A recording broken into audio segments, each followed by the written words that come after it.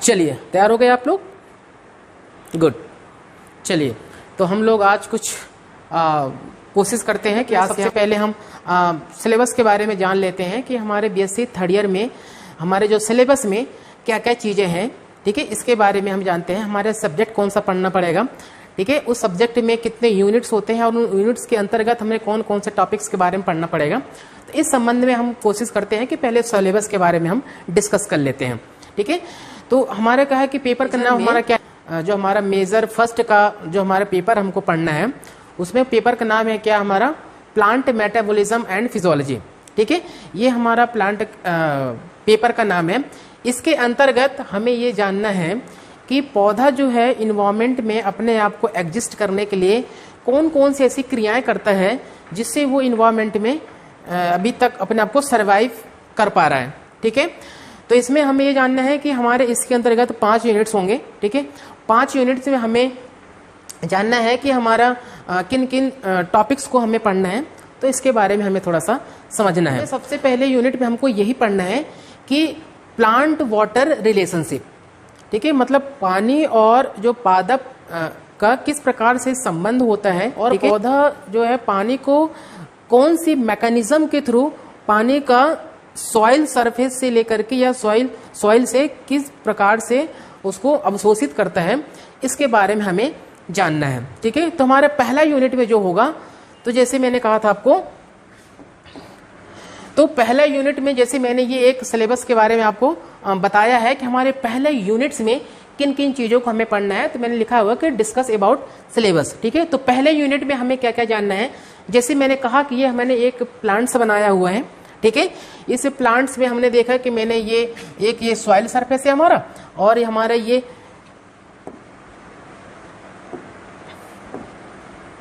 हमारा क्या है, ये हमारा सॉइल सरफेस है, और ये हमारा क्या है, रूट है,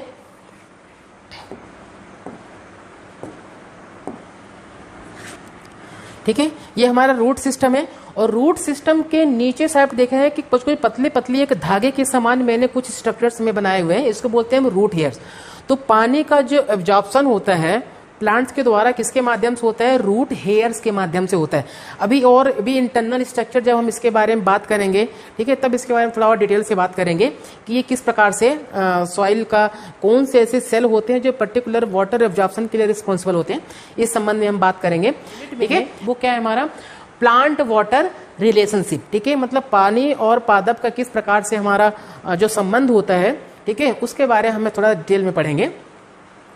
इसके बाद हमें प्लांट वाटर रिलेशनशिप के अंतर्गत हमें सबसे पहले ये जानना है कि स्ट्रक्चर ऑफ वाटर, मतलब पानी का स्ट्रक्चर होता क्या है, ठीक है, किस प्रकार से होता है पानी का जो स्ट्रक्चर होता है, ठीक है। और दूसरी बात यह है कि पानी के जो फिजिकल प्रॉपर्टीज और केमिकल प्रॉपर्टीज अलग अलग होते हैं, ठीक है।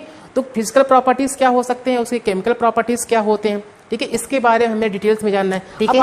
इसके बाद मैकेनिज्म ऑफ वाटर एब्जॉर्प्शन की बात मैंने कहा, ठीक है। इसके अंतर्गत हम दूसरा टॉपिक क्या पढ़ेंगे, मैकेनिज्म ऑफ वाटर एब्जॉर्प्शन, मतलब पानी का एब्जॉर्प्शन करता है, ठीक है। तो उसमें मैंने क्या लिखा है, पहला पॉइंट क्या लिखा हुआ है, डिफ्यूजन। डिफ्यूजन मतलब होता है विसरण, ठीक है। अब विसरण का मतलब हालांकि आप लोगों ने सुना होगा, ठीक है, या इसके पहले कहीं ना कहीं तो सुना होगा, ये श्योर मैं कह रहा हूं, लेकिन फिर भी मैं आपको थोड़ा सा एक जनरल बता दे रहा हूं कि जब कोई सॉलिड, लिक्विड व गैस के मॉलिक्यूल्स व आयंस हाई कंसंट्रेशन से लो कंसंट्रेशन की ओर ट्रैवल करते हैं, तब वह प्रोसेस क्या कहलाता है, हमारा डिफ्यूजन कहलाता है, ठीक है।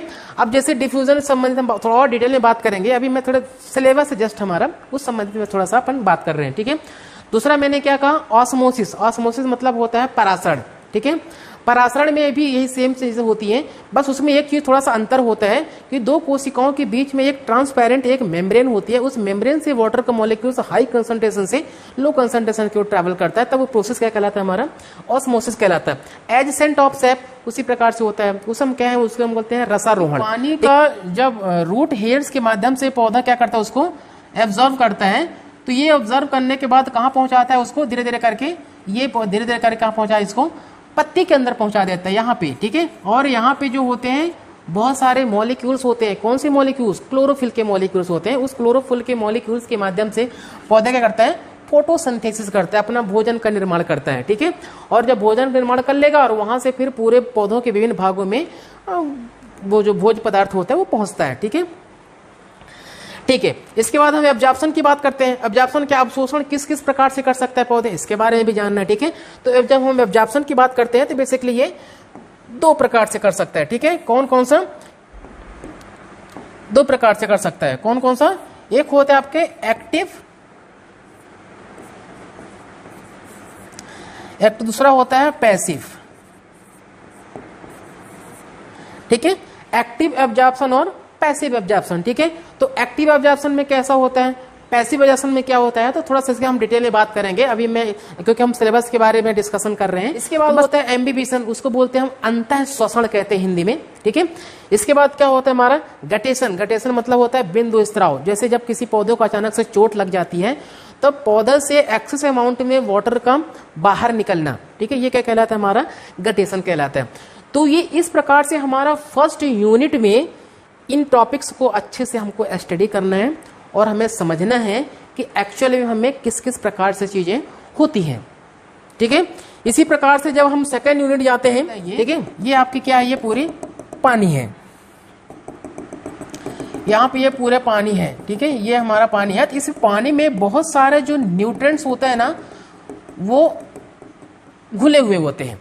ठीक है, अब जब ये पानी पूरे जब घुले हुए होते हैं तो डायरेक्ट तो लेगा नहीं कि यहां से भी ले लेगा, कहीं से भी, हर जगह से नहीं ले सकता। ठीक है, तो वो किसके माध्यम से ऑब्जर्व करता है, रूट हेयर्स के माध्यम से क्या करता है, वो ऑब्जर्व करेगा। ठीक है, उस प्रोसेस के थ्रू ही न्यूट्रिएंट जो होता है ऑब्जर्व करता है।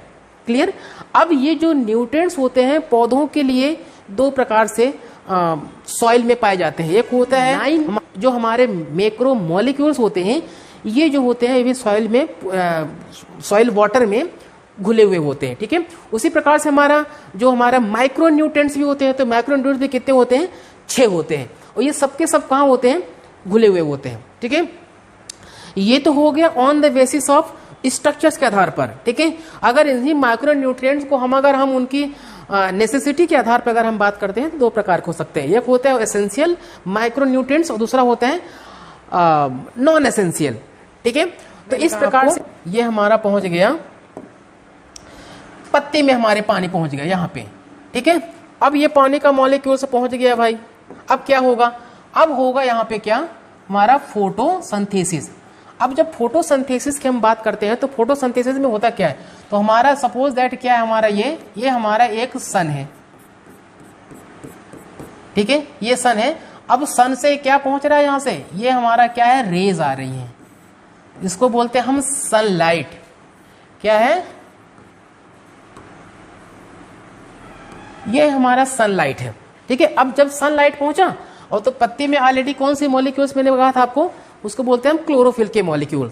ठीक है, तो अब जब यहां पे पहुंच गया सनलाइट, पौधा कहां से ले लिया, सन से, सनलाइट जो है पौधा सूर्य से ले लिया। ठीक है, अब वहां पे क्लोरो मॉलिक्यूल्स हैं, क्लोरोफिल के मॉलिक्यूल्स हैं। वाटर कहां से ले लिया, सॉइल से ले लिया। ठीक है, अब कार्बन डाइऑक्साइड कहां से मिलेगा, उसको इन्वायरमेंट से मिल गया। ठीक है, तो जब पौधा जो है एटमॉस्फेयर से कार्बन डाइऑक्साइड और सॉइल से क्या ले लिया, उसने वाटर ले लिया। ठीक है, दोनों के मॉलिक्यूल्स मतलब 6CO2 प्लस 12H2O। ठीक है, मतलब कार्बन डाइऑक्साइड के 6 मॉलिक्यूल्स और वाटर के कितने मॉलिक्यूल्स, 12 मॉलिक्यूल्स। जब दोनों किसके उपस्थिति में, सनलाइट के प्रेजेंस में, कहां पे होना चाहिए, ये होगा कहां, क्लोरोफिल के मॉलिक्यूल्स में। ठीक है, इसके हेल्प में जब केमिकल रिएक्शंस होते हैं तब क्या बनता है, हमारा भोज्य पदार्थ का निर्माण होता है, इसको हम बोलते हैं क्या, कार्बोहाइड्रेट। ठीक है, और क्या बनेगा, हमारा ऑक्सीजन के मॉलिक्यूल्स बनेंगे 6 मॉलिक्यूल्स, और क्या बनेगा, हमारा एनर्जी बनेगी। ठीक है, ऊर्जा प्रोड्यूस होगा, कुल मिला के हम ये कह सकते हैं। ठीक है, तो इस प्रकार से जो है हमारा फर्स्ट यूनिट खत्म करने के बाद जब वर्ड यहाँ पहुंच जाएगा तो हमारा सेकेंड यूनिट जो होगा वो हमारा क्या होगा, फोटोसिंथेसिस। ठीक है, तो हम फोटोसिंथेसिस को भी हम डिटेल में स्टडी करेंगे। ठीक है, यूनिट वाइज हम एक एक चीज को हम वो करेंगे, स्टडी करेंगे। ठीक है, साथ ही हम ये भी कोशिश, आप लोग रेगुलर क्लास में आए, मैं और आप लोग रेगुलर क्लास आएंगे। ठीक है, चलो ओके, धन्यवाद।